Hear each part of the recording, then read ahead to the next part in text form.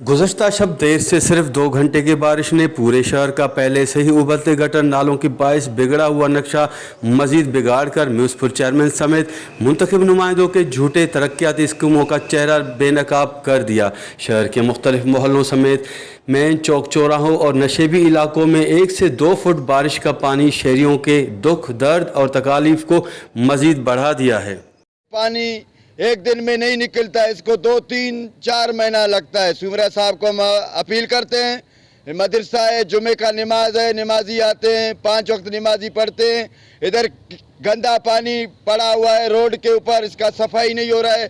हम चेयरमैन साहब को यही अर्ज करते हैं, शहर का सफाई चाहिए हमको। कल को नहीं आज इस मदरसे का, मंडी सब्जी का सफाई हो जाए, पानी निकल जाए। मदरसा के चौधारी तरफ से दरवाजों पर पानी खड़ा है, जमायती नहीं जा सकते।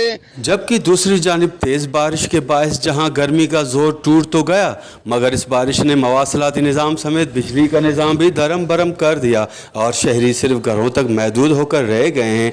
और असल हकीकत तो ये है कि तालुका म्यूनसिपल चेयरमैन के अपने घर के चारों अतराफ बारिश का पानी मौजूद होने की बायस उन्हें खुद कई मुश्किलात का सामना करना पड़ रहा है, जो शहरियों के लिए लम्हा फ़िक्रिया जबकि म्यूनसिपल चेयरमैन के मुकम्मल तौर पर नाअहल होने का मुंह बोलता सबूत है। कैमरा टीम के साथ गुलाम अली ब्रावई, वश टीवी, शद्दाद कोट।